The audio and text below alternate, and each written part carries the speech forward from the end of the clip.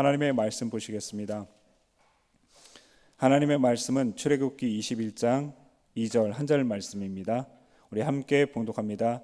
내가 히브리 종을 사면 그는 6해 동안 섬길 것이요 7째 해에는 몸값을 물지 않고 나가 자유인이 될 것이며. 아멘.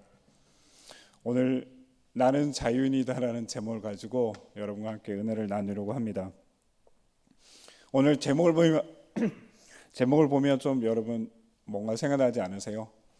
저도 가끔씩 보는 프로그램이 있는데 나는 자연인이다라는 프로그램이 있죠. 홍보하려는 생각은 아니고요.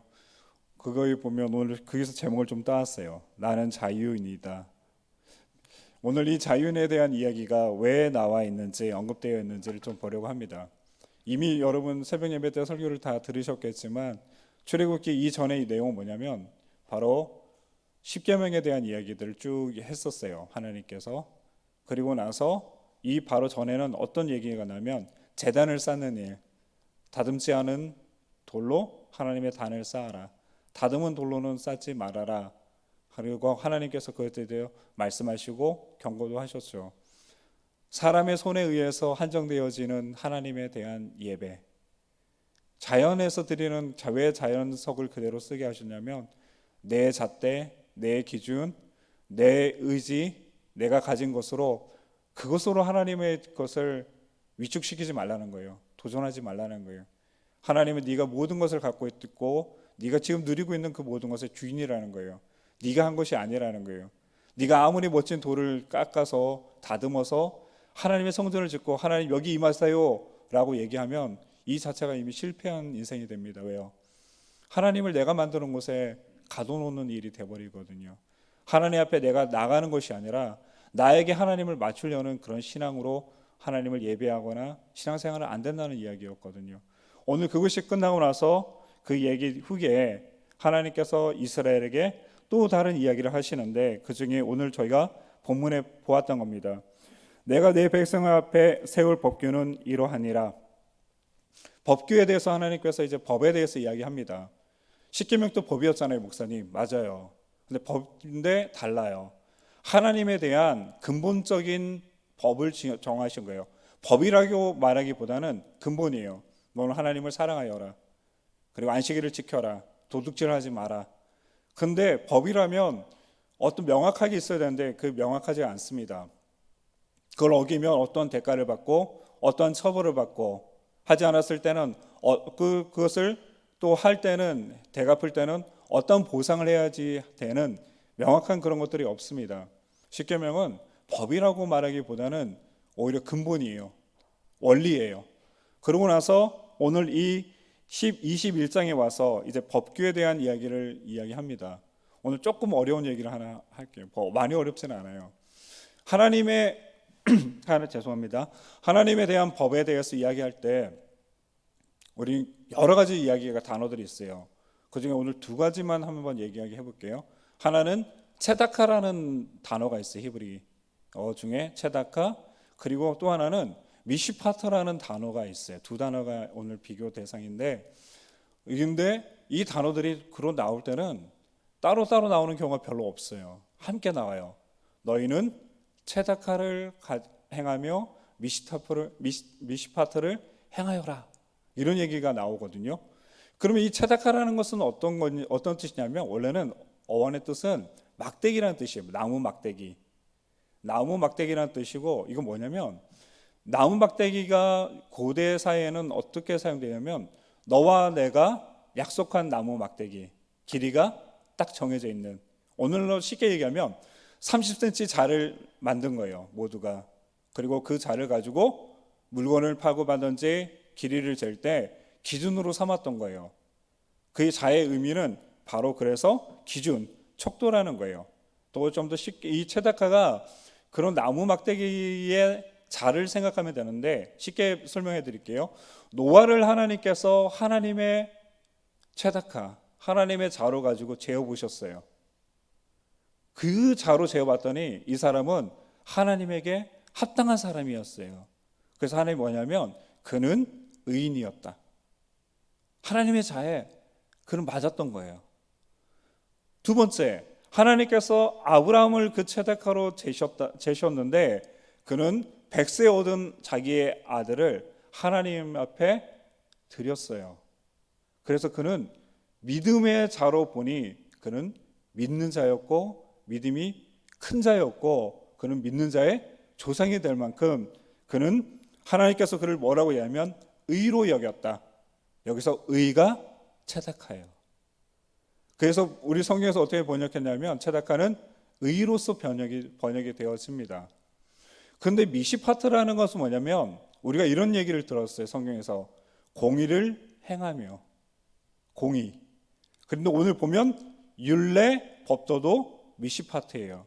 뭐냐면 기독교 하나님의 말씀, 하나님의 언약을 가진 공동체가 수행해야 될, 실천해야 될 그러한 것으로 바로 법을 미시파트라 그래요. 근데 이 법은 성문법이 아니에요. 관습법이에요. 믿음의 공동체가 언약한 그리고 하나님께 받은 신의 산에서부터 하나님에 의해서 주어진 미시파트. 이건 어떤 중심이 있냐면 실천하고 행하고 드러나야 되는. 그래서 하나님께서 너희 의가 거기가 하수와 같이 흘러가도록 하여라. 그럼 오늘 이 구약에서 우리는 하나를 볼 수 있어요. 뭐냐면 하나님의 공의를 실천해야 된다는 그런 뜻을 알게 되었습니다. 오늘 이 두 가지를 가지고 함께 이제 이야기를 계속 풀어가려고 합니다. 그래서 오늘 이 말씀에 보면 2절에 이제 법이 시작되어져요. 내가 히브리 종을 사면 그는 6해 동안 섬길 것이요 7해에는 몸값을 물지 않고 나가 자유인이 될 것이며. 근데 하나 여기서 뭔가 이상한 점 발견하지 못하셨나요? 우리나라 헌법을 한번 볼까요? 헌법에 보면 뭐부터 시작하나요? 나라의 가장 근본적인 것. 대한민국은 자유민주 국가며 이렇게 해서 크게부터 시작을 해서 해가요. 그죠? 그리고 모든 법에는 처음은 나라의 통치나 그런 것들로 해요. 그런데 오늘 히브리인들이 지금 하나님으로부터 받은 법은 뭐로부터 시작하냐면 종부터 시작을 해요. 이건 굉장히 충격적인 전개예요. 고대 시대 때 법이라는 것은 왕권과 국가와 그런 것 속에서 시작을 해야 되는데 오늘 첫 시작이 노예로부터 시작을 해요. 종애부터. 너희 종을 어떻게 해야 되는지 근본 6년 동안 종을 데리고 있다가 7년째 되는 애는 그 종을 자유롭게 풀어줘야 된다. 아니 지금 이스라엘이 출애굽을 해서 나라를 세우고 공동체를 만들어 이젠 뭔가 체계적인 것을 세워가야 되는데 하나님께서 그 첫 번째로 요구하신 것은 종에게 자유함을 주어라. 이게 왜 중요하냐면 이들이 애굽에서 종살이를 하다가 노예살이를 하다가 이제 나와서 하나님의 백성으로 살아가요. 그런데 이들에게는 또 출애굽과 동시에 어떤 일이 생겼냐면 오늘 성경의 근거에서 보면 아마도 종들이 있었던 것 같아요. 이들에게도 종이 생긴 거예요. 그러니까 하나님께서 그들에게 가장 중요한 한 가지를 일깨워 주십니다. 너희가 종살이 했던 것을 잊지 말아라. 미시파트, 정의를 행하라. 어떻게? 너의 종에게 너는 다른 주인이 되어야 된다. 너희가 애굽에서 받았던 그러한 억압과 착취와 그런 노예로서의 그런 슬픔을 주는 그런 나쁜 주인이 되어서는 안 된다. 왜? 너희가 종되었던 것을 내가 너희에게 자유인으로 만들어 주었기 때문에 너희도 너의 종을 자유케 해줄 수 있는, 자유케 하는 그런 주인이 되어야 된다는 하나님께서 근본을 얘기하셨던 거예요. 오늘 이 말씀이 오늘날 우리에게 정말 가슴이 와닿는 것 같아요. 내가 죄인 되었던 사람을 예수 그리스도의 십자가의 보혈로 구원해 주신 그 은혜. 근데 우리는 그 은혜를 경험하면서 살아가면서 축복을 받으면서 살아가는 동안에 한 가지 잊어요. 내가 종이었다는 것, 노예였다는 것. 그러니까 내가 예수님의 은혜로, 하나님의 은혜로 내가 부자가 되고 잘 살게 되어질 때는 반드시 어디로 돌아가야 되냐면 이 첫 번째 계명. 네가 종이었던 노예였던 것을 기억하여라. 너는 그 후로는 너는 어떤 삶을 살아야 되느냐? 공의를 행해야 되는 거예요. 무엇을 가지고? 하나님께 받은 축복을 가지고 의를 행해야 돼요. 가난한 자에게 먹을 것을 주며 굶주에게 먹을 것을 주고 헐벗은 자에게 옷을 입히고 외로운 자에게 친구가 되어주며 고난받는 자를 자유케 하며 옥에 갇힌 자를 풀어주며 그리고 너에게 메인바 너의 종을 풀어줄 줄 아는 그러한 성숙한 믿음의 사람이 되어야 된다는 이야기를 전제를 하고 있어요. 오늘 그래서 이 주제를 처음으로 다룬 것은 애굽의 노예 상태에서 구원받은 그들의 역사적인 경험, 그들의 출발점을 잊지 말라는 하나님의 부탁이에요. 오늘 교회가 정말 이랬으면 좋겠어요. 나도 저렇게 없는 사람이었는데, 가난했는데, 나도 하나님을 몰라서 참 고생했는데, 막 그런 얘기. 예전에 어떤 장로님이 그런 얘기 하셨어요. 정말 힘들게 끼니 못 때우면서 그렇게 살아오고 싶다는 얘기를 하시는데 제가 또 놀랐어요. 나이 아주 많으신 장로님도 아닌데 그런 경험을 하셨다는 얘기를 듣고, 근데 그게 참 은혜인 것 같아요. 그것을 잊지 않고 기억할 수 있는 것, 내가 어떤 삶을 살았는지에 대한. 그리고 돼서 본문에서는 종에 대한 이야기를 합니다. 그런데 남종에 대한 이야기가 나오고 여종에 대한 이야기가 나와요. 근데 이들이 이제는 유혹의 앞에 서 있습니다. 자신들에게도 종이 생겼어요. 내가 이때까지는 종이었는데 이제는 내가 주인이 되고 종이 생겼는데 어떻게 해야 될지를 몰라요. 그때 하나님이 그들에게 말씀한 것이 그럽니다. 그래서 종에 대한 규정들을 했습니다. 그러면서 하나님께서 얘기하신 것이 뭐냐면, 특별히 오늘 내가 히브리 종을 사면이라고 했는데, 히브리 사람이라는 것은 유대인을 뜻하기도 합니다. 근데 또 하나의 뜻은 뭐냐면, 너희와 같이 히브리인들과 같이 종되었던, 특별히 종이 되는 사람들은 특별히 세 가지 분류가 있어요. 포로가 된 사람은 종이 됩니다. 노예가 돼요. 그리고 어떤 사람이냐면 도둑질을 하다가 잡힌 사람, 뭐 이런 사람들이 종이 돼요.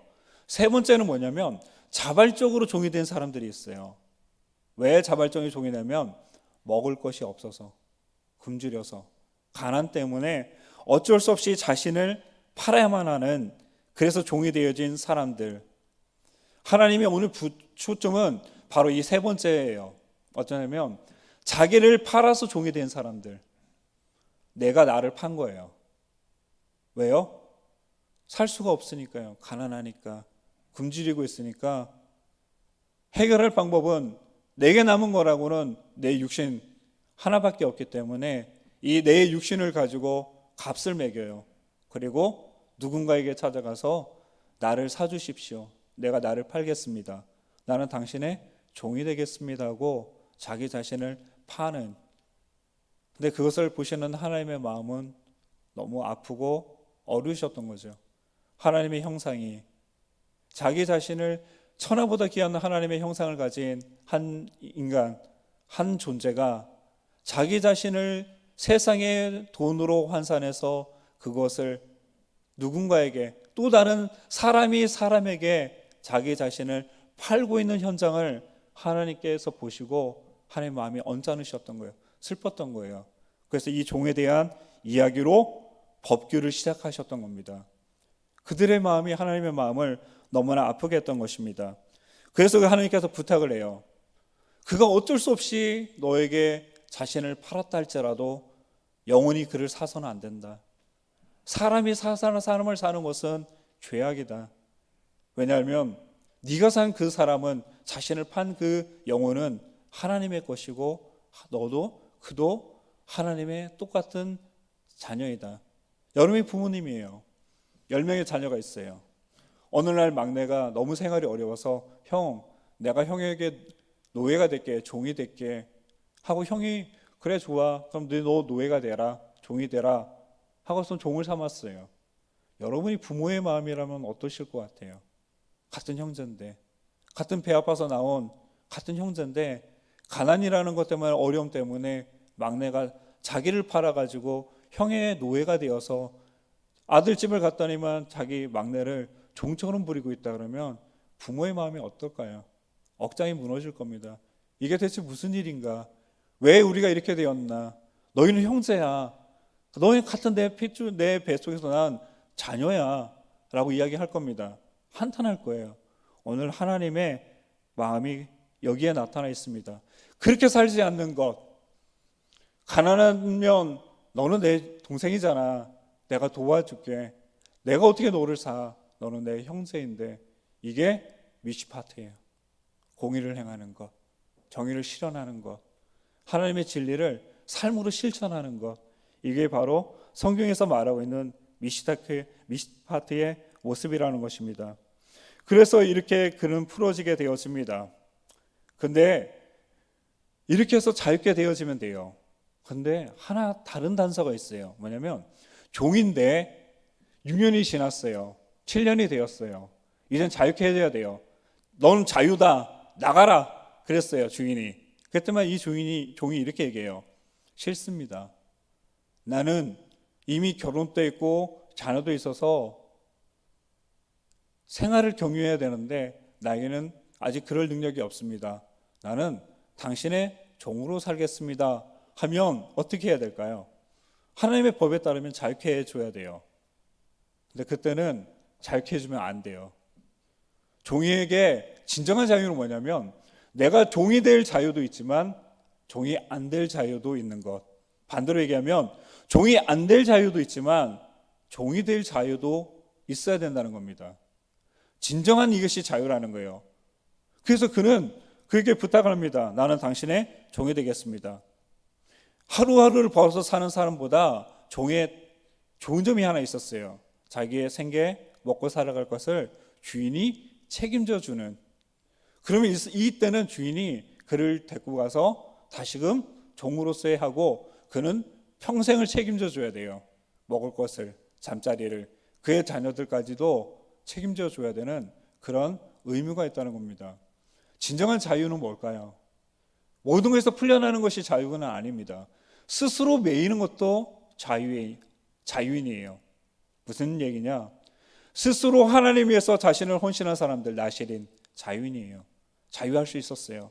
그러나 하나님의 은혜가 감사해서 하나님을 사랑해서 스스로 하나님의 앞에 나와 종이 되기를, 하나님의 노예가 되기를 자청한 바로 그들. 그것이 진정한 자유인이라는 겁니다. 내가 모든 것이 가하나 그렇게 하지 않으면 한 명의 생명이라도 더 얻기 위함이었다는 사도 바울의 고백처럼 스스로 종이 되는 것, 누가 얘기하지 않아도 봉사하는 것, 섬기는 것, 사랑을 실천하는 것, 하나님이 요구하기도 전에 나와 기도하고 하나님 전에 머무르는 것, 하나님 앞에 내 마음, 내 삶을 하나님 앞에 맡기고 위탁하고 주님을 의지하고 살아가는 것, 이것이 바로 진정한 자유의 모습이라는 것입니다. 그래서 이 종에 대한 이야기가 나온 것입니다. 근데 남종은 6년 동안 일을 하고 7년째는 풀어줘요. 왜냐하면 6년 동안 자기가 해야 될 그 몫을 다 한 거거든요. 노동으로 값을 치렀던 거예요. 그런데 여종에 대해서는 성경은 자유에 대해서 이야기하지 않습니다. 왜냐하면 이 여종은 노예가 아니에요. 실은 여기서 본문에서 얘기하는 여종은 그 주인의 부인 와서 또 다른 부인이 되었던 그 여인들에 대해서 언급하고 있기 때문에 그들에 대해서는 첩으로 데리고 살다가 싫어졌다고 해서 그래서는 안 된다는 거예요. 그에 대해서는 값을 치르고 이제 자유케 되어지는 그것들에 대해서 이야기합니다. 이것은 근본적으로 종을 통제하려는 법이 아니에요. 종을 자유케 하기 위한 법이 오늘 본문에 주어진 그러한 종에 대한 개념이란 겁니다. 결론, 약자를 돌보는 것은 하나님을 돌보는 거예요. 약자를 먹이는 건 하나님을 먹여드리는 거예요. 약자를 사랑하는 것은 하나님을 사랑하는 것이 되어집니다. 그래서 하나님은 그것에 대해서 이야기하셨어요. 오늘 이 이후로는 이 다음 절에서 뭐에 대해서 나오냐면 살인에 대한 법이 나와요. 같은 맥락이에요. 뭐냐면 거기서 이렇게 이야기합니다. 살인한 자, 부모를 때린 자, 그 다음에 유괴한 자, 그리고 부모를 저주한 사람은 반드시 죽일 것이다. 모트 유마트라는 히브리어인데 뭐냐면 반드시 죽일지니라. 그래서 이 법을 뭐라고 얘기하면 이렇게 뭐라고 하냐면 모트 유마트 법이라 그래요. 반드시 죽여야 되는 법. 어떤 사람? 살인한 사람 죽여야 돼요.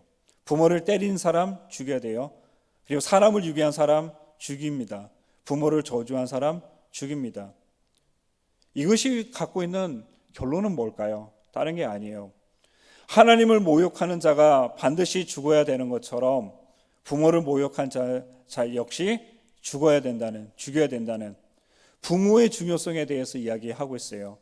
어버이의 삶을 힘들게 하는 것은 살인하는 겁니다.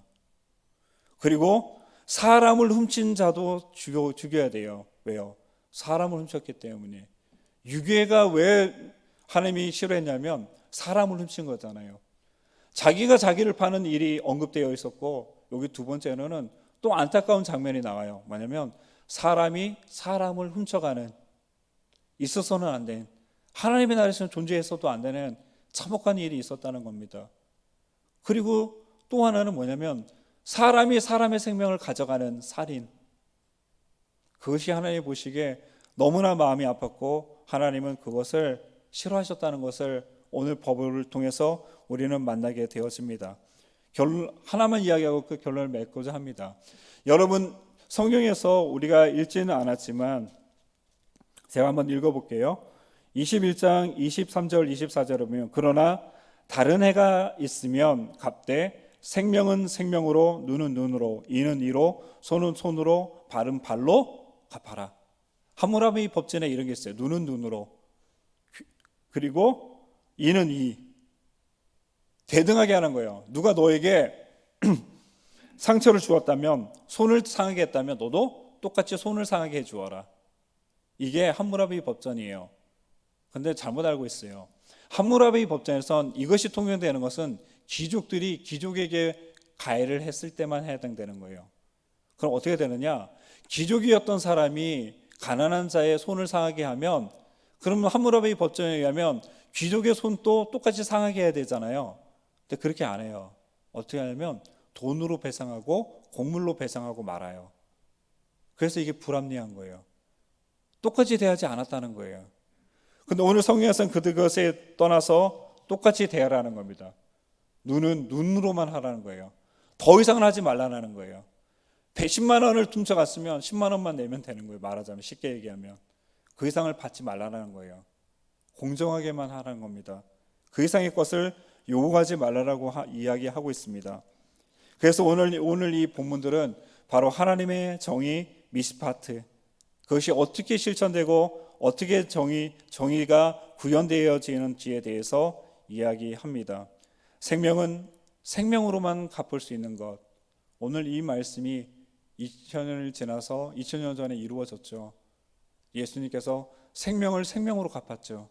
우리가 당연히 죽어야 될 것을 자신이 죽음으로써, 생명으로써 주님은 그것을 갚았다는 것입니다.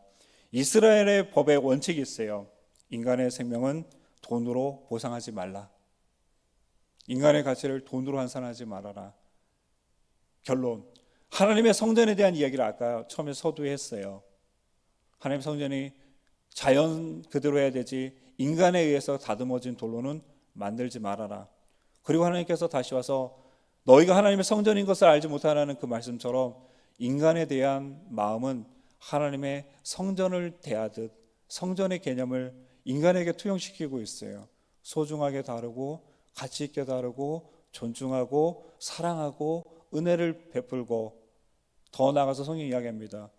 네가 누군가 오리를 가려면 십리를 가며 겉옷을 달라면 속옷을 주며, 예수님의 법은 그 이상의 것을 우리에게 더 요구하고 있었다는 것입니다. 그래서 성경이 이렇게 이야기합니다. 출애굽기 30장 15절에 너희의 생명을 속하기 위하여 야훼께 드릴 때 부자라도 가난한 자라도 성전의 세금은 반세겔이다. 하나님의 교회 안에 모든 것이 평등합니다. 부자라고 해서 더 내지 않아요. 단지 반세겔. 가난한 자에게도 반세겔이에요. 왜요? 하나님 앞에는 모두가 평등하고 모두가 하나님의 자녀이고 우리는 하나님 안에서 구원받은 한 몸이며 그리스도의 한 지체라는 사실을 오늘 성경 언급하고 있다는 것입니다. 오늘 내 삶의 그러한 은혜는 내가 만약 사장이라면, 내가 하나님 누군가를 데리고 있다면, 내가 우리 집의 가장이라면, 부모라면 자녀에게, 내 종업원들에게, 내 주변의 사람들에게 어떻게 하나님의 그 정의를 구현하고 실천하고 이룰 것인지에 대한 근본적인 하나님의 뜻을 오늘 우리는 만나게 되어졌습니다. 이 뜻을 실천하는 저와 여러분이 되시기를 주님으로 간절히 축원을 드립니다. 기도하겠습니다. 하나님 감사합니다. 오늘 하나님께서 주신 이 말씀을 들으며 우리의 삶이 어때야 되는지, 왜 노아가, 왜 에녹이 하나님으로부터 그러한 은혜를 받았는지 우리는 오늘 다시금 보게 되었습니다. 주님, 생명은 생명으로만 대갚을 수 있습니다. 우리가 우리의 생명을 하나님 앞에 드릴 때, 헌신할 때 생명을 얻게 되어집니다. 그것은 일찍이 예수님께서 자신의 생명으로 우리의 생명을 구한 것처럼 우리 주님 우리에게 요구합니다. 너의 생명을 다해서, 너 힘을 다해서 하나님을 위해서 살아가는 것, 모든 생명의 값진 그 가치를 가지고 네가 존중하며 은혜를 베푸고 사랑을 베푸며 실천할 때 잃었던 생명들, 소멸되었던 생명들, 죽었던 생명들이 되살아날 것에 대해서 이야기합니다. 하나님 감사합니다. 하나님 성전의 반세겔만 받으신 것을 감사를 합니다. 가난한 자라고 덜 내지 않았던 것, 부자라고 더 내지도 않았던 것, 주님 그것이 하나님 나라의 법임을 깨닫게 되었습니다. 우리가 오늘 하루를 살아가며 매일매일을 살아가는 동안에 이 말씀을 기억하게 하여 주옵시고, 하나님 나라에서 나의 가치는 바로 이러한 생명은 생명으로서 얻는 귀한 길을 걸어가는 그 길 가운데 내 자신이 있다는 것, 그것이 내 사명인 것을 이루어가는 저희 모두가 되게 하여 주옵소서. 예수님의 이름으로 기도드리옵나이다. 아멘.